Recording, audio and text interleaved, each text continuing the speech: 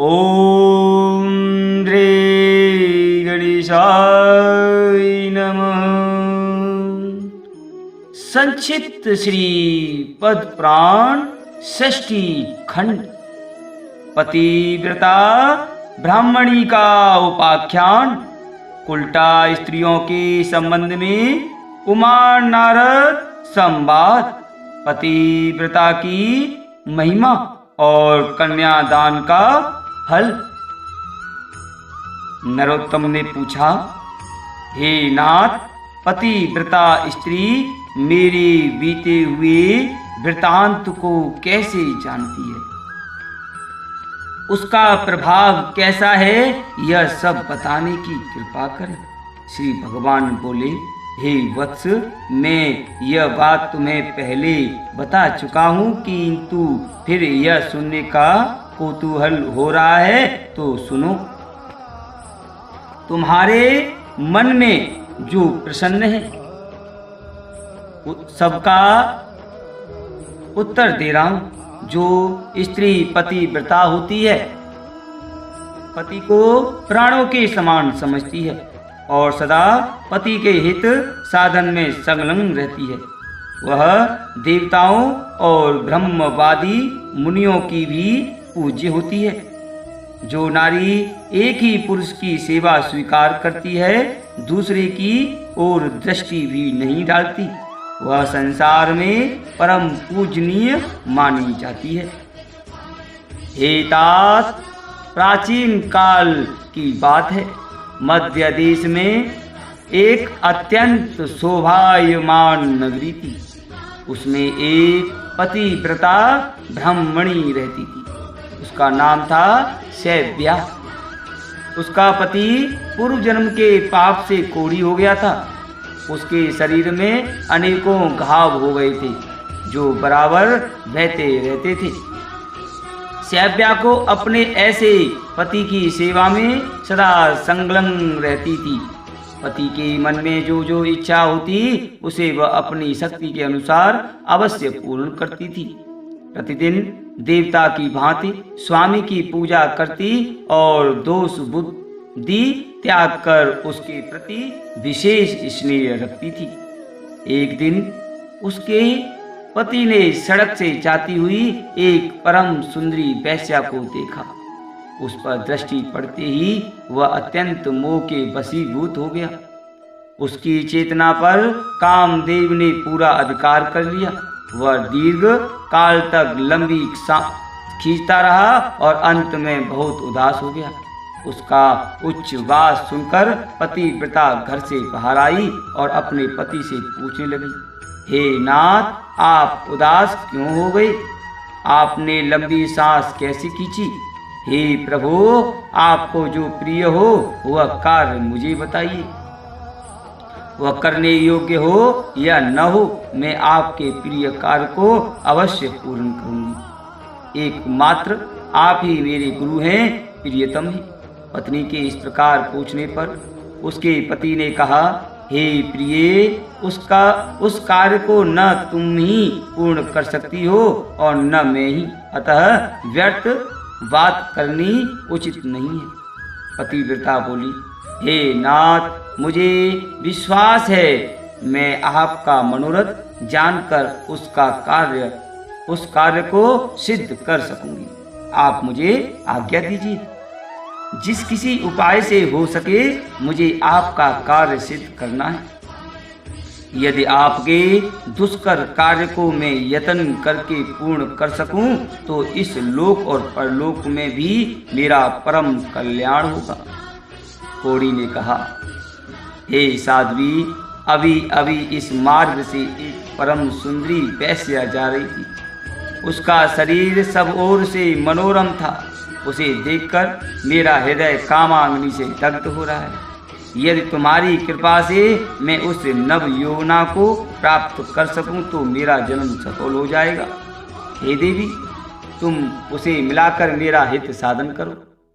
पति की कही हुई बात सुनकर पतिव्रता बोली, हे प्रभु, इस समय धैर्य रखिए, मैं यथाशक्ति आपका कार्य सिद्ध करूंगी।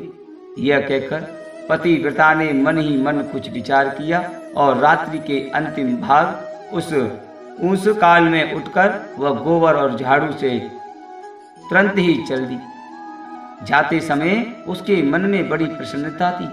वेश्या के घर पहुंचकर उसने उसके आंगन और गली कूचे में झाड़ू लगाई तथा गोबर से लीप पोत कर लोगों की दृष्टि पड़ने के भय से वह शीघ्रता पूर्वक अपने घर लौट आई। इस प्रकार लगातार 3 दिनों तक पतिव्रता ने वेश्या के घर में झाड़ू देने और लीपने का काम किया। उधर वह वेश्या अपने दास दासियों से पूछने लगी, आज आंगन की इतनी बढ़िया सफाई किसने की है? सेवकों ने परस्पर विचार करके वेश्या से कहा, हे भद्रे, घर की सफाई का यह काम हम लोगों ने तो नहीं किया है। यह सुनकर वेश्या को बड़ा विस्मय हुआ। उसने बहुत देर तक इसके विषय में विचार किया और रात्रि बीतने पर ज्यों ही वह उठी तो उसकी दृष्टि उस पतिव्रता ब्राह्मणी पर पड़ी। वह पुनः टहल बजाने के लिए आई थी। उस परम साध्वी पतिव्रता ब्राह्मणी को देखकर, हाय हाय, आप यह क्या करती हैं? क्षमा कीजिए, रहने दीजिए। यह कहती हुई वेश्या ने उसके पैर पकड़ लिए और पुनः कहा, हे पतिव्रते, आप मेरी आयु, शरीर, संपत्ति, यश तथा कीर्ति इन सब का विनाश करने के लिए ऐसी चेष्टा कर रही हैं। हे साध्वी, आप जो जो वस्तु मांगे उसे निश्चित दूंगी। यह बात मैं दृढ़ निश्चय के साथ कह रही हूँ। सुवर्ण, रत्न, मणि, वस्त्र तथा और भी जिस किसी वस्तु की आपके मन में अभिलाषा हो उसे मांगी। तब पतिव्रता ने उस वेश्या से कहा, मुझे धन की आवश्यकता नहीं है, तुम्ही से कुछ काम है, यदि करो तो बताऊं।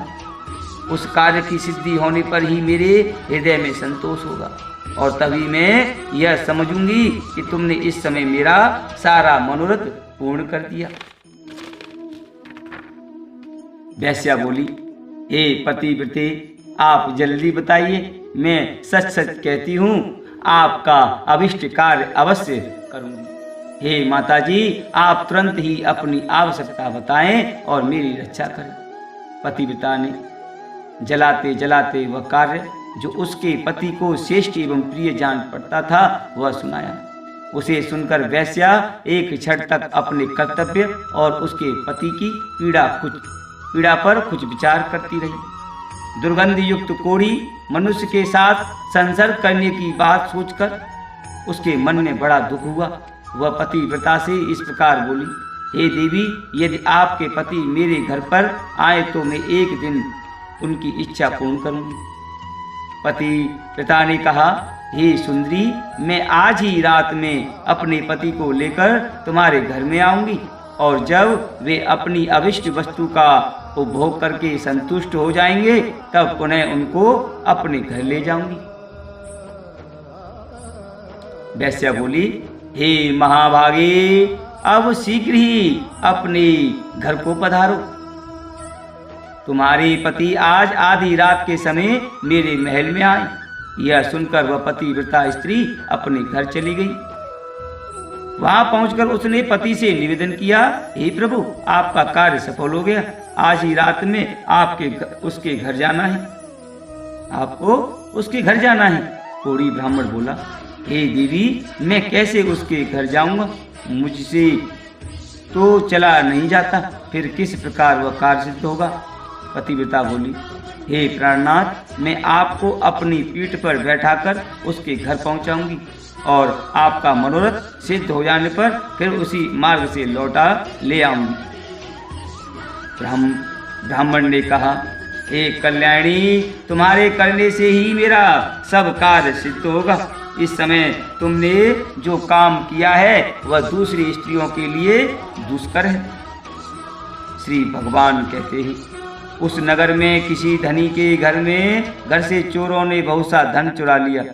यह बात जब राजा के कानों में पड़ी तब उन्होंने रात में घूमने वाले समस्त गुप्तचरों को बुलाया और कुपित होकर कहा, यदि तुम्हें जीवित रहने की इच्छा है तो आज चोर को पकड़कर मेरे हवाले करो। राजा की यह आज्ञा पाकर सभी गुप्तचर व्याकुल हो उठे और चोर को पकड़ने की इच्छा से चल दिए। उस नगर के पास ही एक घना जंगल था, जहाँ एक वृक्ष के नीचे महा तेजस्वी मुनिवर मांडव्य समाधि लगाए बैठे थे। मांडव्य समाधि लगाए बैठे थे।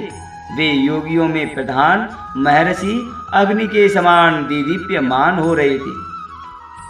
ब्रह्मा जी के समान तेजस्वी उन महामुनि को देखकर दुष्ट गुप्तचरों ने आपस में कहा, यही चोर है। यह धूर्त अद्भुत रूप बनाए हुए इस जंगल में निवास करता है।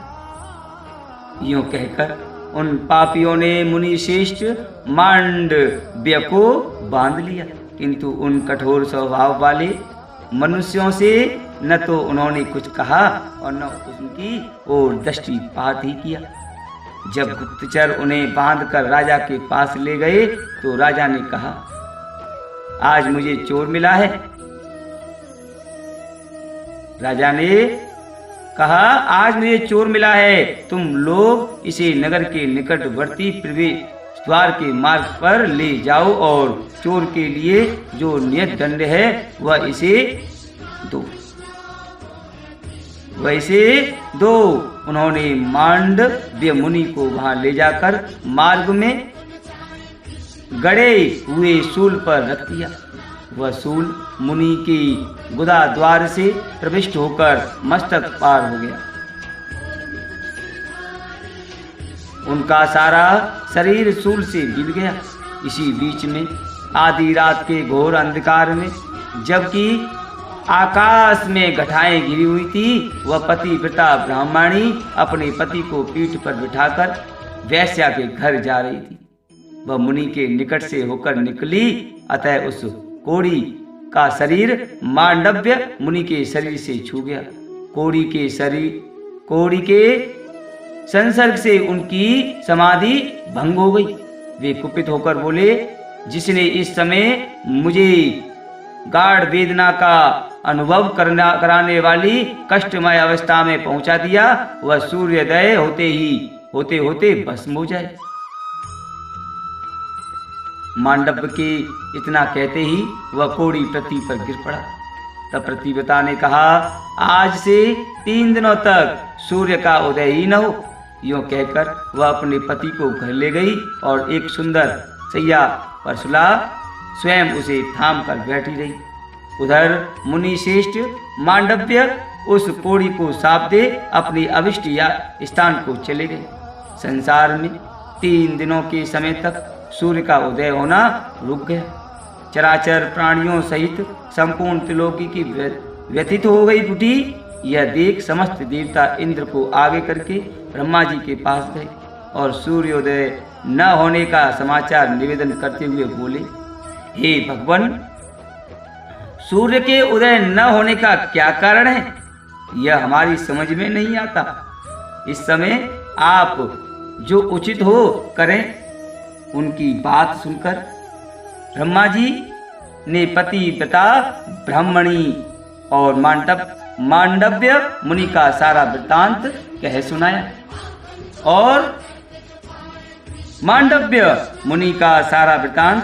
सुनाया। तदंतर देवता विमानों पर आरूढ़ हो प्रजापति को आगे करके शीघ्र ही पृथ्वी पर उस कोड़ी ब्राह्मण के घर के पास गए। उनकी विमानों की कांति तथा मुनियों के तेज से पतिव्रता के घर के भीतर सैकड़ों सूर्यों का सा प्रकाश छा गया। उस समय हंस के समान तेजस्वी विमानों द्वारा आए हुए देवताओं को पतिव्रता ने देखा। वह अपने पति के समीप लेटी हुई थी।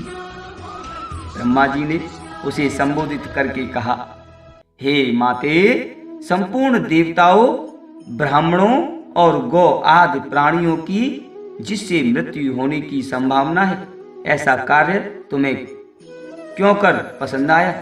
सूर्योदय के विरुद्ध जो तुम्हारा क्रोध है उसे त्याग दो। पतिव्रता बोली, हे भगवान, एकमात्र पति ही मेरे गुरु हैं। ये मेरे लिए संपूर्ण लोकों से बढ़कर ही सूर्योदय होते ही मुनि के शाप से उनकी मृत्यु हो जाएगी। इसी हेतु से मैंने सूर्य को शाप दिया है। क्रोध, मोह, लोभ, मात्सर्य अथवा काम के बस में होकर मैंने ऐसा नहीं किया है। ब्रह्मा जी ने कहा, हे माता, जब एक की मृत्यु से तीनों लोकों का हित हो रहा है, ऐसी दशा में तुम्हें बहुत अधिक पुण्य होगा। पतिव्रता बोली, पति का त्याग करके मुझे आपका परम कल्याणमय सत्य लोक भी अच्छा नहीं लगता। ब्रह्मा जी ने कहा, हे देवी, सूर्योदय होने पर जब सारी त्रिलोकी स्वस्थ हो जाएगी, तब तुम्हारे पति के भस्म हो जाने पर भी मैं तुम्हारा कल्याण साधन करूंगा। हम लोगों के आशीर्वाद से यह कोढ़ी ब्राह्मण कामदेव के समान सुंदर हो जाएगा। ब्रह्मा जी के यों कहने पर उस सती ने क्षण भर कुछ विचार किया। उसके बाद हाँ कहकर उसने स्वीकृत की दे दी। फिर तो तत्काल सूर्योदय हुआ और मुनि के शाप से पीड़ित ब्राह्मण राख ढेर हो गया। फिर उस राख से कामदेव के समान सुंदर रूप धारण किए वह ब्राह्मण प्रकट हुआ। यह देखकर समस्त पूर्ववासी बड़े विस्मय में पड़े। देवता प्रसन्न हो गए। सब लोगों का चित्त पूर्ण स्वस्थ हुआ। उस समय स्वर्ग लोक से सूर्य के समान तेजस्वी एक विमान आया और वह साध्वी अपने पति के साथ उस पर बैठकर देवताओं के साथ स्वर्ग को चली गई। शुभ्रा भी ऐसी ही पतिव्रता है, इसलिए वह मेरे समान है। वह उस सतीत्व के प्रभाव से ही वह भूत, भविष्य और वर्तमान तीनों कालों की बातें जानती है। जो मनुष्य इस परम उत्तम पुण्यमय उपाख्यान को लोक में सुनावेगा, उसके जन्म जन्म के किए हुए पाप नष्ट हो जाएंगे।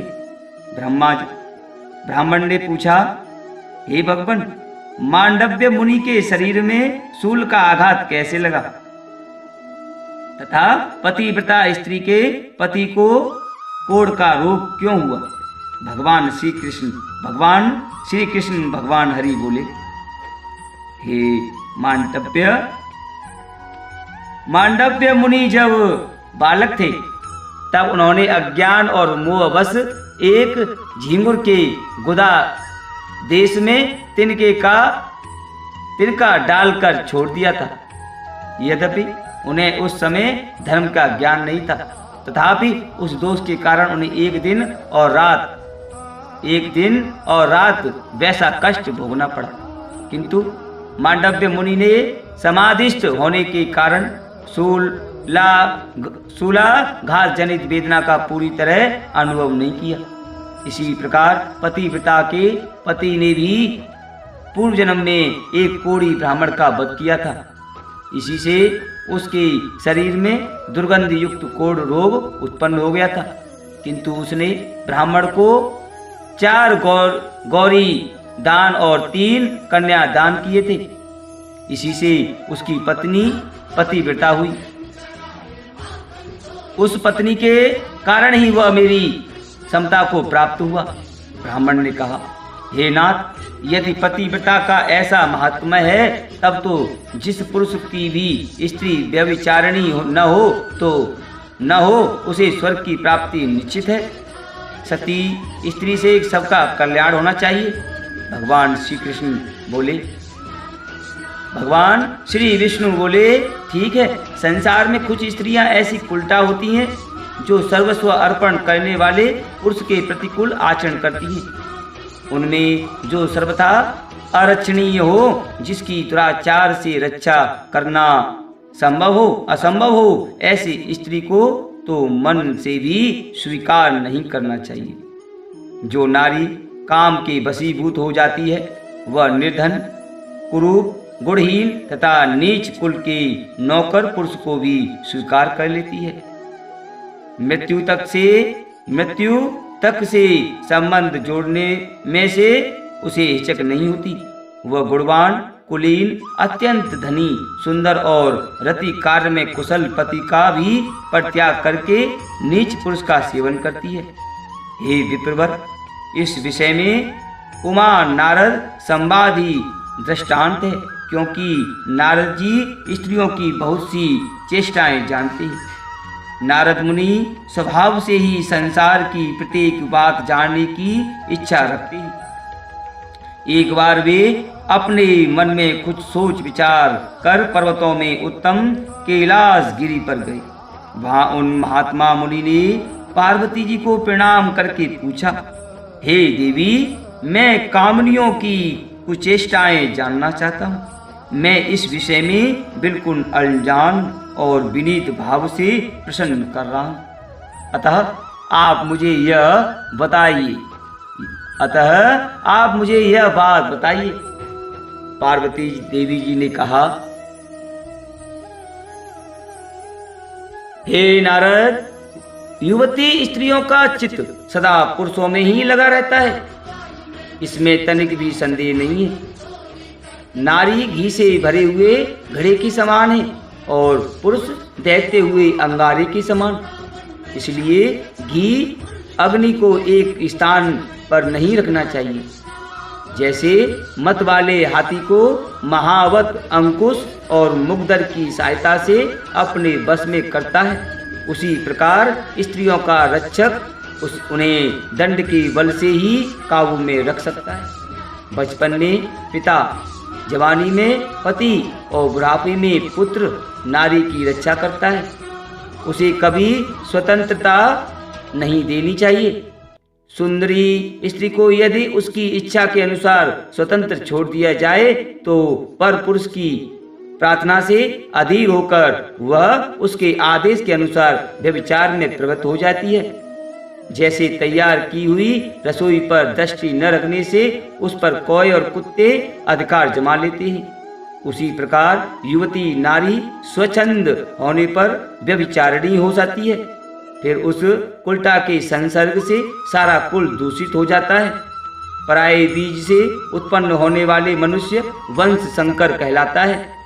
सदाचारिणी स्त्री पितृकुल और पति कुल दोनों कुलों का सम्मान बढ़ाती हुई उन्हें कायम रखती है। साध्वी नारी अपने कुल का उद्धार करती और दुराचारिणी उसे नरक में गिराती है। कहते हैं संसार में स्त्री के ही अधीन स्वर्ग, कुल, कलंक, यश, अपयश, पुत्र, पुत्री और मित्र आदि की स्थिति है। इसलिए विद्वान पुरुष संतान की इच्छा से विवाह करे। जो पापी पुरुष मोहवश किसी साध्वी स्त्री को दूषित करके छोड़ देता है, वह उस स्त्री की हत्या का पाप भोगता हुआ नरक में गिरता है।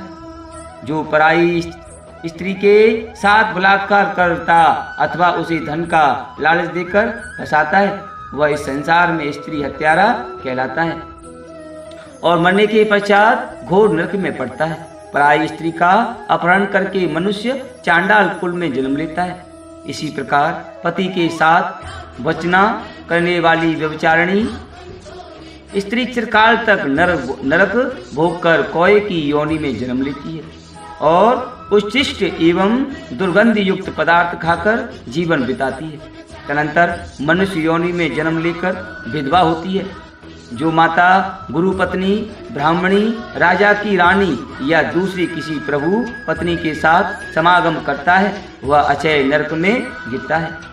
बहन, भांजे की स्त्री, बेटी, बेटे की बहू, चाची, मामी, बुआ तथा मौसी आदि अनन्याय स्त्रियों के साथ समागम करने पर भी कभी नरक से उद्धार नहीं होता। यही नहीं, उसे ब्रह्म हत्या का पाप भी लगता है तथा वह अंधा, गूंगा और बहरा होकर निरंतर नीचे गिरता जाता है। उस अधपतन से उसका कभी बचाव नहीं हो पाता। ब्राह्मण ने पूछा, हे भगवान, ऐसा पाप करके मनुष्य उससे किस प्रकार उद्धार हो सकता है? श्री भगवान ने कहा, उपर्युक्त स्त्रियों के साथ समागम करने वाला पुरुष लोहे की स्त्री प्रतिमा बनवाकर उसे आग में खूब तपाए, फिर उसका गाढ़ आलिंगन करके प्राण त्याग दे और शुद्ध होकर परलोक की यात्रा करे। जो मनुष्य गृहस्थाश्रम का परित्याग करके मुझ में मन लगाता है और प्रतिदिन मेरे गोविंद नाम का स्मरण करता है, उसके सब पापों का नाश हो जाता है। उसके द्वारा की हुई हजारों ब्रह्मत्याएं, 100 बार किया हुआ गुरु पत्नी समागम, लाख बार किया हुआ पेष्टी मदरा का सेवन, स्वर्ण की चोरी, पापियों के साथ संसर्ग रखना, ये तथा और भी जितने बड़े बड़े पाप एवं पातक हैं, वे सब मेरा नाम लेने से तत्काल नष्ट हो जाते हैं। ठीक उसी तरह जैसे अग्नि के पास पहुंचने पर रुई के ढेर जल जाते हैं, अतः मनुष्य को उचित है कि वह मेरे गोविंद नाम का स्मरण करके पवित्र हो जाए। परंतु जो नाम के भरोसे पाप करता है, नाम उसकी रक्षा कभी नहीं करता, अथवा जो प्रतिदिन मुझ गोविंद का कीर्तन और पूजन करते हुए गृहस्थाश्रम में निवास करता है, वह पाप से तर जाता है। एतात गंगा के रमणीय तट पर चंद्र ग्रहण की मंगलमयी बेला में करोड़ों गोदान करने से मनुष्य को जो फल मिलता है, उससे 1000 गुना अधिक फल गोविंद का कीर्तन करने से प्राप्त होता है। कीर्तन करने वाला मनुष्य मेरे वैकुंठ धाम में सदा निवास करता है। पुराण में मेरी कथा सुनने से मानव मेरी समानता प्राप्त करता है। जो पुराण की कथा सुनाता है उसे मेरा सायुज्य प्राप्त होता है। अतः प्रतिदिन पुराण का श्रवण करना चाहिए। पुराण धर्मों का संग्रह। हे विप्रवर, अब मैं सती स्त्रियों में जो अत्यंत उत्कृष्ट गुण होते हैं उनका वर्णन करता हूँ।